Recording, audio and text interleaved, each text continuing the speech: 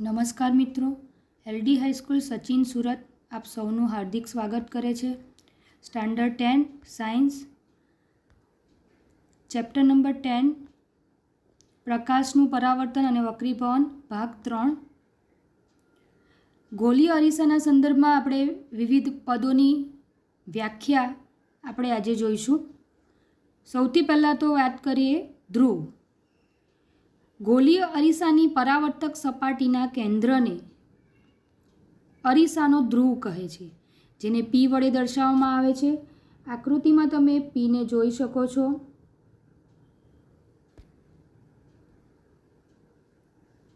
વક્રતા કેન્દ્ર.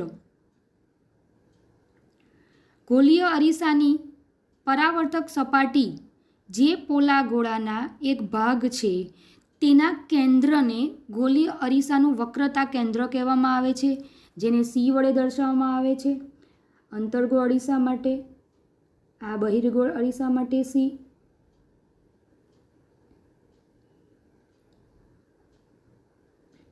વક્રતા ત્રિજ્યા. ગોલીય અરીસાની પરાવર્તક સપાટી જે પોલા ગોળાનો એક ભાગ છે તેની ત્રિજ્યાને ગોલીય અરીસાની વક્રતા ત્રિજ્યા કહેવામાં આવે છે, જેને R વડે દર્શાવવામાં આવે છે. આકૃતિમાં PC ગોલીય અરીસાની વક્રતા ત્રિજ્યા દર્શાવે છે અને એ PC એ R દ્વારા દર્શાવવામાં આવે છે. તમે જોઈ શકો છો PC.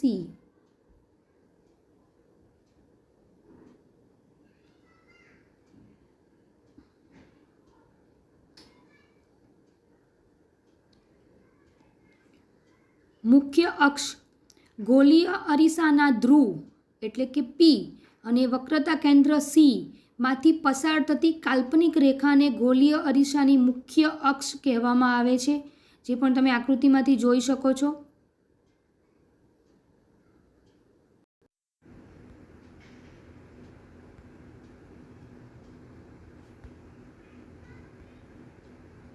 આગળ વાત કરીએ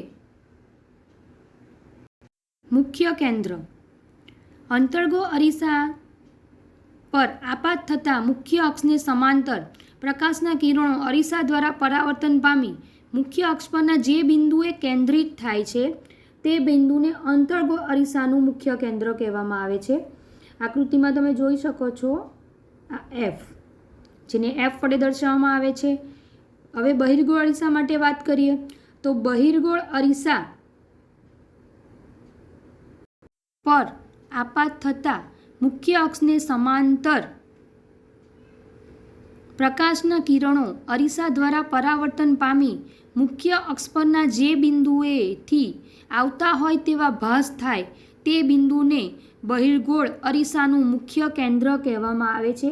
આકૃતિમાં તે F વડે, કેપિટલ F વડે દર્શાવ્યું છે. કેન્દ્ર લંબાઈ. ગોલીય અરીસા અને મુખ્ય કેન્દ્ર વચ્ચેના અંતરને અરીસાની કેન્દ્ર લંબાઈ F વડે, સ્મોલ f વડે દર્શાવાય છે. અંતર PF બરાબર F ગોલીય અરીસાની કેન્દ્ર લંબાઈ દર્શાવે છે. આગળ વાત કરીએ દર્પણમુખ. ગોલીય અરીસાની પરાવર્તક સપાટીની વર્તુળાકાર ધારના વ્યાસને તેનું દર્પણમુખ કહેવામાં આવે છે. આકૃતિમાં તે Mn દ્વારા દર્શાવવામાં આવે છે. Mn બરાબર ગોલીય અરીસાનું દર્પણમુખ. ગોલીય અરીસા વડે રચાતું બિંદુવત વસ્તુનું પ્રતિબિંબ મેળવવા માટે જે મુખ્ય 4 કિરણોનો ઉપયોગ થાય છે તેની વાત કરીએ તો પ્રથમ કિરણ 1, મુખ્ય અક્ષને સમાંતર કિરણ. મુખ્ય અક્ષને સમાંતર કિરણ સમાંતર દિશામાં આપાત થતું કિરણ અંતર્ગોળ અરીસા પરથી પરાવર્તન પામી મુખ્ય કેન્દ્રમાંથી પસાર થાય છે. અથવા આ જ વસ્તુ જો આપણે બહિર્ગોળ અરીસા માટે કહેવું હોય તો બહિર્ગોળ અરીસાના મુખ્ય કેન્દ્રમાંથી પરથી વિકેન્દ્રિત થતું હોય એવો ભાસ થાય છે, જે આપણે પ્રથમ આકૃતિમાં જોઈ શકીએ છીએ. બીજા નંબરનું કિરણની વાત કરીએ, કિરણ 2, મુખ્ય કેન્દ્રમાંથી પસાર થતું કિરણ. જો પ્રકાશનું કિરણ અંતર્ગોળ અરીસાના મુખ્ય કેન્દ્રમાંથી પસાર થતું હોય અથવા તો બહિર્ગોળ અરીસાના મુખ્ય કેન્દ્રની દિશા તરફ ગતિ કરતું હોય તો કિરણ પરાવર્તન પામી મુખ્ય અક્ષને સમાંતર દિશામાં પરાવર્તિત થાય છે. તે તમે દ્વિતીય આકૃતિમાં જોઈ શકો છો. કિરણ 3, વક્રતા કેન્દ્રમાંથી પસાર થતું કિરણ. અંતર્ગોળ અરીસાના વક્રતા કેન્દ્રમાંથી પસાર થતું અથવા તો વક્રતા કેન્દ્રની દિશા તરફ ગતિ કરતું પ્રકાશનું કિરણ અરીસા પરથી પરાવર્તન પામી તે જ પથ પર પાછું ફરે છે, જે તમે પ્રથમ આકૃતિમાં જોઈ શકો છો. કિરણ 4, અરીસાના મુખ્ય અક્ષ સાથે નિશ્ચિત કોણ બનાવી ધ્રુવ પર આપાત થતું કિરણ.